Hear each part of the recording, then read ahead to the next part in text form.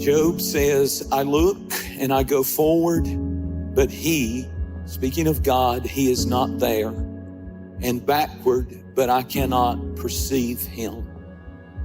When he works on the left hand, I cannot behold him. And when he turns and I turn and go right, I can't see him then. Verse 10, but he knows the way that I take.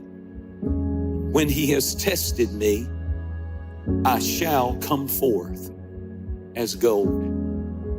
Powerful, powerful words. It's obvious that Job is in a time in his life where he's saying, God, where are you? That's what I'm preaching on. Where's God?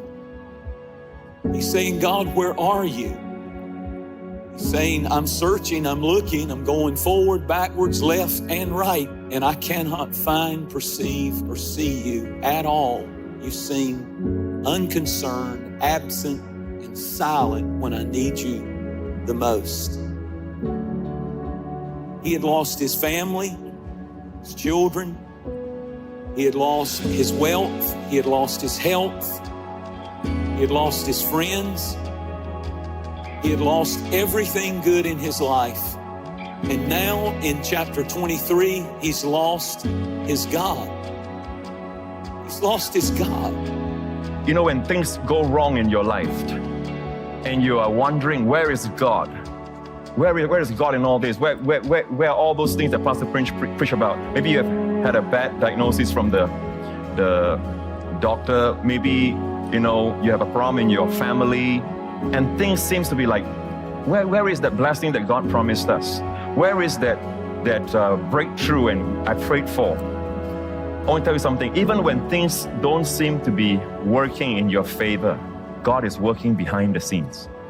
And sometimes God will position things in place and then bang, at the right time. You see, God did not deliver Israel before the Red Sea, right? As they were going towards the Red Sea, God did not deliver them. God waited until they were in front of the Red Sea. They see the problem. They cry out to the Lord. The enemies are marauding from behind, about to attack them, kill them, annihilate them. And then God opened up the Red Sea. So sometimes, you see, the thing about us is that we take things for granted. Many of you don't even know that God protected you from an accident, maybe yesterday. Maybe the devil planned for you to die before this year, last year. Maybe he sent a disease along your way that was cut short by an angel of the Lord. And the Lord delivered you. But many a times we don't give him praise and thanks for the things we do not know about.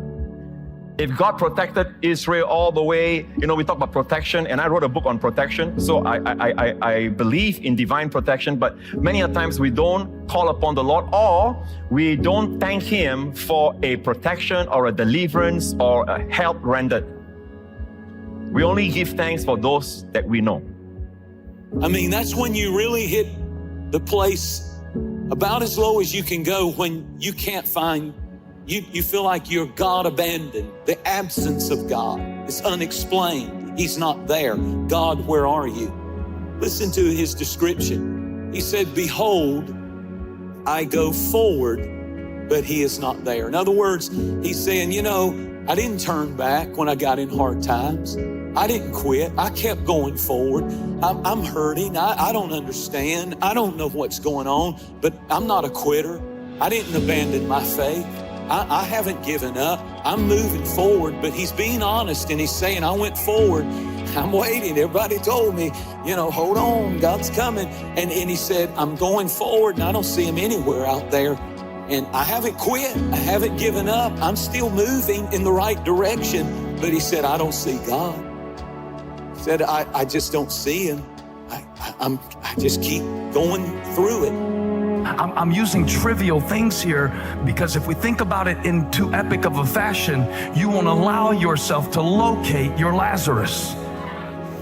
if we don't speak in a specific fashion about those little things that disappoint us, those little Lazarus, those little things that we bury, those little hopes that were crushed, those little dreams that were stripped of their meaning and potential, those little moments that were stolen by what people did or said, those little doors that were closed right when you were trying to walk through them. If we don't break it down specifically, you will keep it out of here at a distance, because that's what we always do to God when we are disappointed. We put him at a distance and we allow him to come no closer. And I'm going to show you in the text that that's exactly what the sisters did when they lost their Lazarus. What do you do when you lose your Lazarus? What do you do when God leaves you unread? What do you do when he listens to you pray but decides apparently to stay 2 days away until the messengers come and say, it's too late, Lazarus, the one you love, has been laid to rest?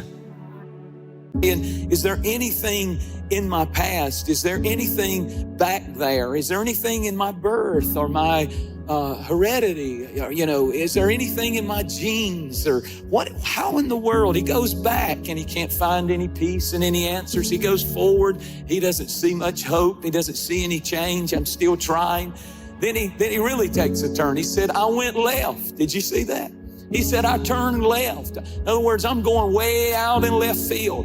He got aggravated now, and he's saying, like some people do, I'm going out in left field. I'm just leaving. It ain't working. That ain't working. Prayer's not working. God's not working. Church is not working anymore for me. Faith isn't working. I'm going in left field. I'm going to try Eastern. I'm preaching it my way. It's my sermon. I'm preaching like I want.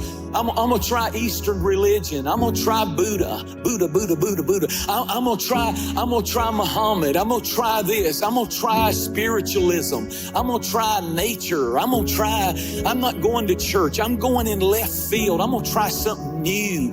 I'm going to try something. My friend did yoga, and that's their new religion. They're getting into this, and they're getting into that. Or it may have even been, I'm going to get way out in left field. I'm going to try witchcraft. I'm going to try the spiritual world of chanting and burning incense to gods and all kinds of religions. But you know what? He didn't find anything out there.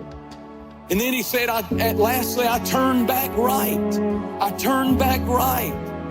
He said, I went on the left hand and he wasn't there. Went before me, behind me, and then I turned right on the right hand. You can't ever go wrong if you go right. You keep doing the right thing and nothing right is happening. You keep saying the right thing and you still aren't getting the breakthrough. You keep going to church and doing everything you're supposed to do and trying to read the Bible, but it's like it's not. I'm doing the right. I went right, but right is wrong. Nothing's right. And you will have people in times of loss that can support you to a certain level. But there is only so much that others can do. Quit being mad at people because they can't give you what only God has. And quit pushing people out of your life because they can't be everything to you. Only God can be everything to you. So they came to comfort, but they couldn't change the situation. So when they got there, I don't know who that was for, but I felt the Holy Spirit on that. And when Jesus got there, many Jews had come to comfort them. But when Martha heard, verse 20, that Jesus was coming, she went out to meet him. But Mary stayed home. We are seeing their personalities. Who you are is who you are. We are seeing Mary stay home because what am I going to do about it?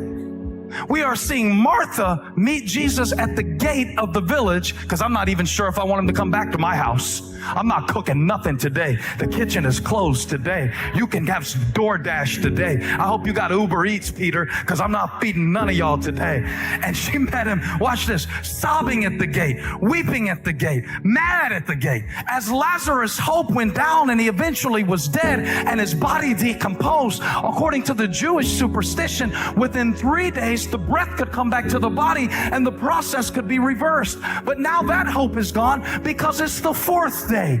Jesus shows up after there is a hope that resurrection can happen by natural spiritual customs. So Martha comes to the gate. Fine time for you to show up. Thanks a lot for nothing, Jesus. Thanks a lot for your teaching, Jesus. Thanks a lot for being my God, Jesus. Thanks a lot. I prayed to you about my marriage and now it's over. Thanks a lot, God. I did everything I knew to do. She's saying stuff like this.